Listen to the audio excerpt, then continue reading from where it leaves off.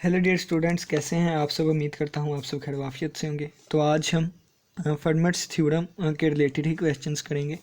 Use formats theorem, हमने formats theorem को use करना है और शो करना है कि 5 की पावर 38 जो है वो 4 के कंग्रुएंट है जब मोड 11 का लें। इसी तरह 2 की पावर 100 ये कंग्रुएंट है 1 के जब मोड 11 का हो। 2 की पावर 105 ये कंग्रुएंट है 10 के जब मोड 11 का हो।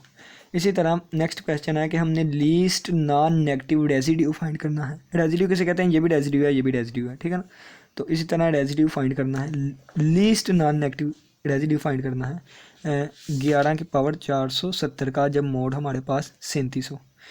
लास्ट क्वेश्चन है, हमने रिमाइंडर फाइंड करना है जब 3 की पावर इकाई दहाई सैकड़ा हज़ार 10,000 लाख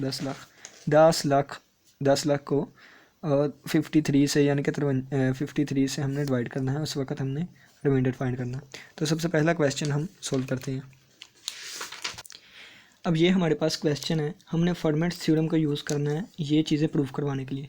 पहले और दूसरे क्वेश्चंस को मैंने इकट्ठा ही कर दिया क्योंकि तीनों एक तरह के हैं, ठीक है। क्योंकि इसमें सेम चीज़ क्या है, मोड 11 आ रहा है, ठीक है ना। फर्मेट थ्योरम क्या कहते हैं, फर्मेट्स थ्योरम कहता है अगर ए कोई भी एक इंटीजर है और पी एक प्राइम है जिसकी जीसीडी पी हमारे पास कोई भी एक प्राइम है, ए और पी की अगर जीसीडी हमारे पास 1 होगी तो ए की पावर p माइनस 1 ये कंग्रुएंट होगा 1 के विद मोड p के, ठीक है ना। तो मेन चीज़ यहाँ पे क्या है, ए और पी की जीसीडी 1 है तो p मेरे पास एक प्राइम है, ए कोई भी हो सकता है, ठीक है। तो इस चीज़ को यूज़ करते हुए मैंने इनका प्रूव करना है। तो सोल्यूशन देखते हैं। सोल्यूशन मज़े के क्वेश्चन है, ठीक है ना। देखें यहाँ पे 5 और 11 की जीसीडी कितनी है, 5 और 11 की, यानी कि ए और पी की जीसीडी ये वाला ए होता था, ये पी वाला, ठीक है।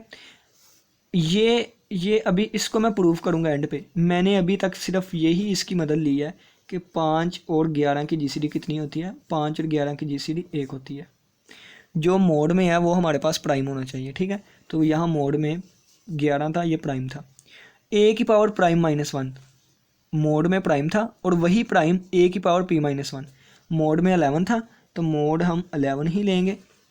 और a की पावर p माइनस 1, ए क्या है यहाँ पे 5 है तो 5 की पावर 11 माइनस 1 ये कंग्रुएंट किसी होगा, 1 के होगा। ये चीज़ कैसे आई, बाय फर्मेट्स थ्योरम।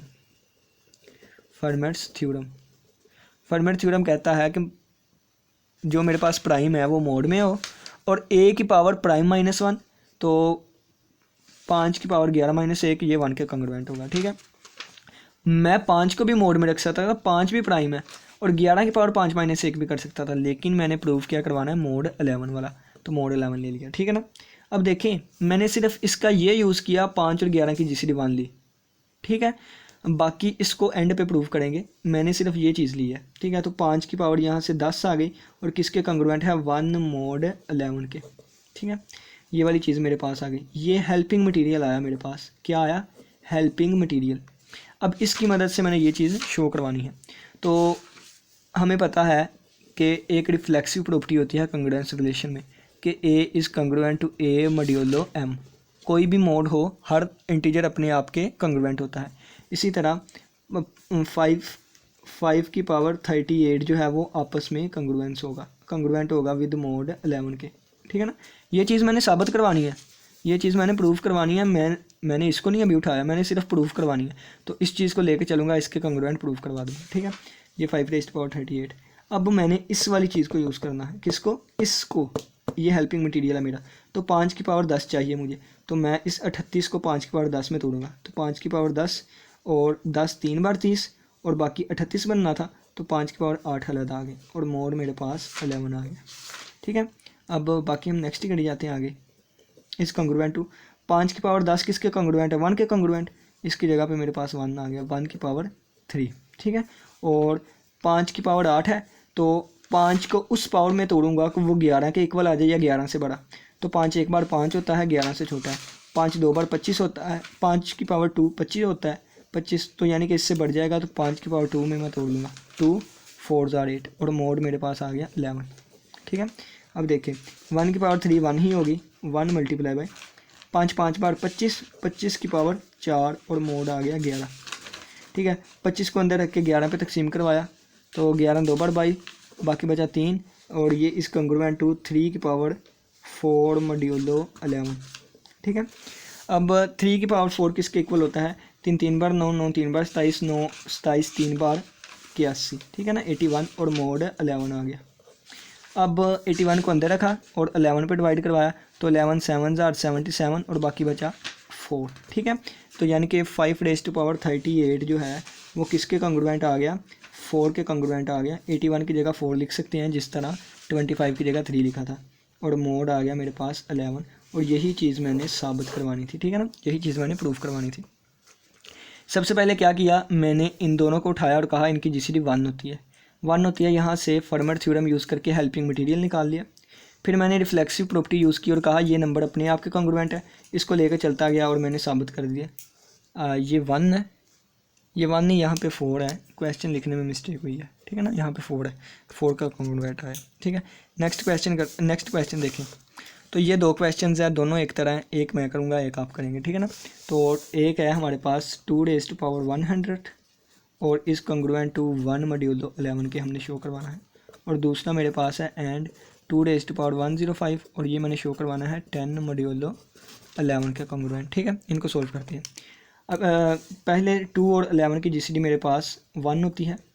ठीक है, तो फर्मेट्स थ्योरम यूज़ करेंगे तो ये मेरे पास आ जाएगा मोड 11 का ही रहेगा, इस कंग्रुएंट 1 रहेगा, a की पावर p-1 यानी कि 2 की पावर 11-1, मोड वाली वैल्यू -1, 11 - 1 10 आ जाएगा। ये मेरे पास हेल्पिंग मटेरियल आ गया, हेल्पिंग मटेरियल आ गया। अब ये 2 रेज़ टू पावर 100 है। ठीक है, तो ये कंग्रुएंट होगा 2 रेज़ टू पावर 100 के ही, और मोड मेरे पास 11। 2 रेज़ टू पावर 100 को मैं 2 रेज़ टू पावर 10 में तोड़ूंगा, 2 की पावर 10 और 2 और इसकी पावर 10। ठीक है, और मोड मेरे पास आ गया 11।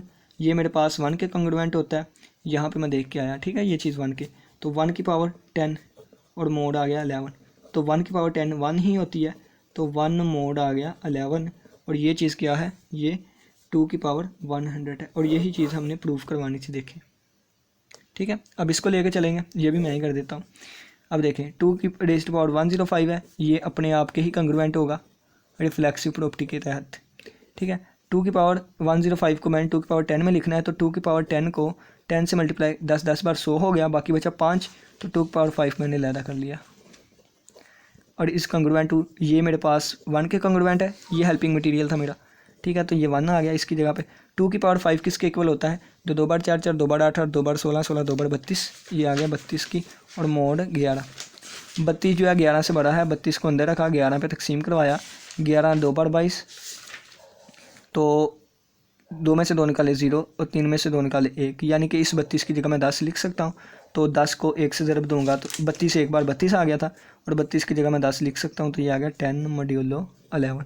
और यही चीज़ मैंने प्रूफ करवानी थी। ठीक है ना, ये देखें, यही चीज़ मैंने प्रूफ करवानी थी।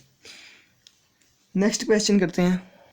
नेक्स्ट क्वेश्चन है, हमने फाइंड करना है least non negative residue of 11 raise to power 4 70 और मोड 37।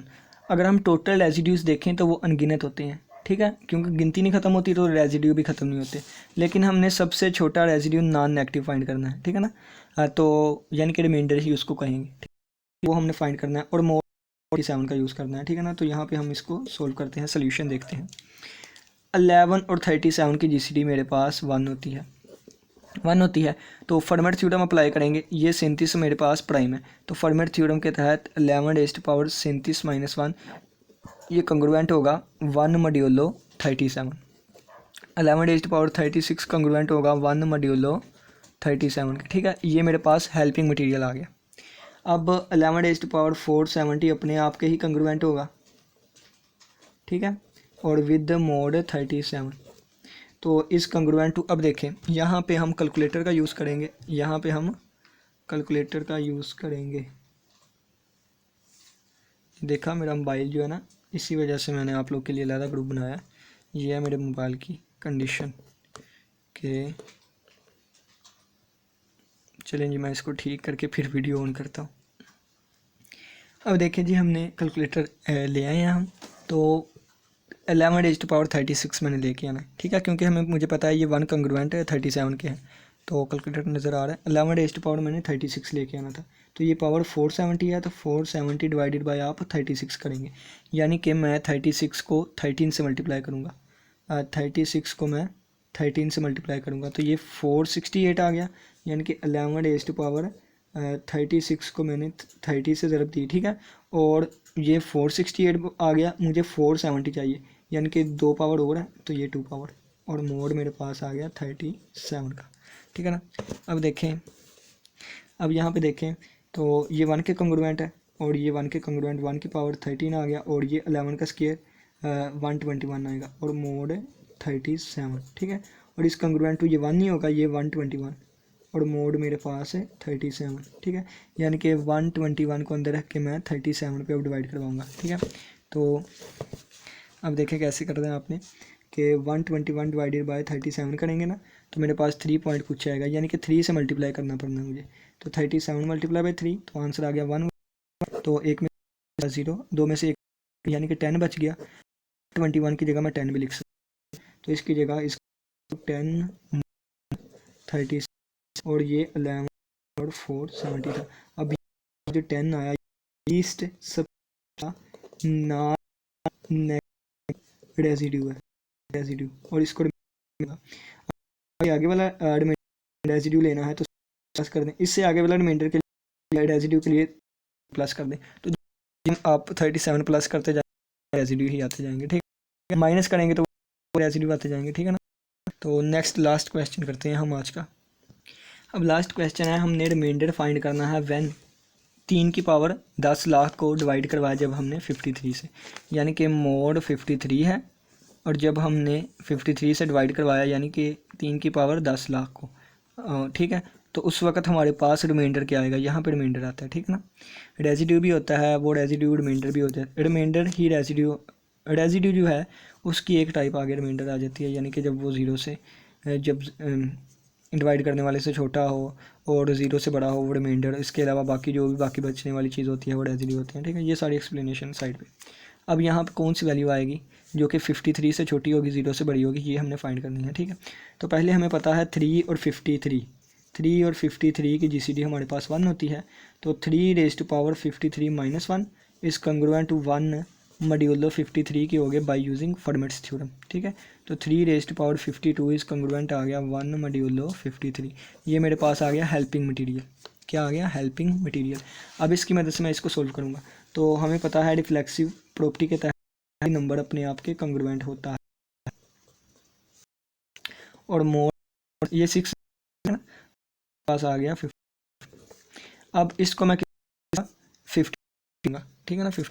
अब यहाँ पे फिर मैं कैलकुलेट करूँगा, फिर मैं कैलकुलेटर का यूज़, ठीक है ना।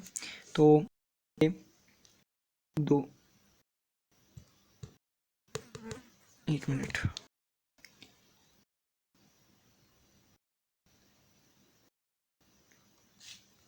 एक मिनट जी, 1 मिनट, चलें जी, चल गया, ठीक है। तो ये 1 2 3 4 5 6 डिवाइडेड बाय 53 करूँगा, 53 डिवाइडेड बाय 52 करूँगा। 52 क्या है, ये आ गया 1 2 3 6 6 1 मिनट मतलब, तो 6 ही 0 है, ठीक है ना, 2 4 और 2, ठीक है, यानी कि 1 2 4 5 6 6 ही 0 है, 1 2 3 4 5 और 6, ठीक है। और ये किसके आ गया 19, यानी कि रेज़ टू पावर किसके इक्वल आएगा 2 30, ठीक है ना, 9 30 की पावर 52 और ये वाली, ठीक है ना, ये ऊपर 52 मल्टीप्लाई बाय कितना बचेगा, जब मैं 9 2 30 को मल्टीप्लाई इसके साथ 52 के मेरे पास आएगा 4 0, तो 2 3 4 5 माइनस 4 9 6 0, तो बाकी बचेगा 3 रेज़ टू पावर मेरे, और मोड इसका आ गया 50, ठीक है ना।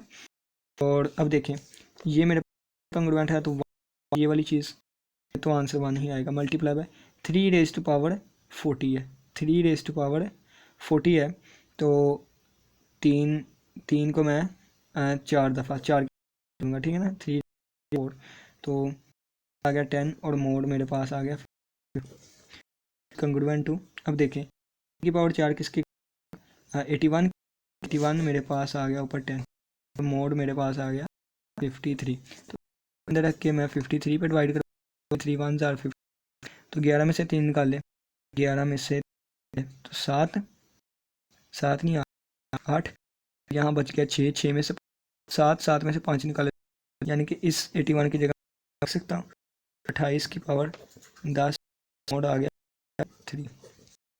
अब आप 28 भी लिख सकते हैं, आपको पता है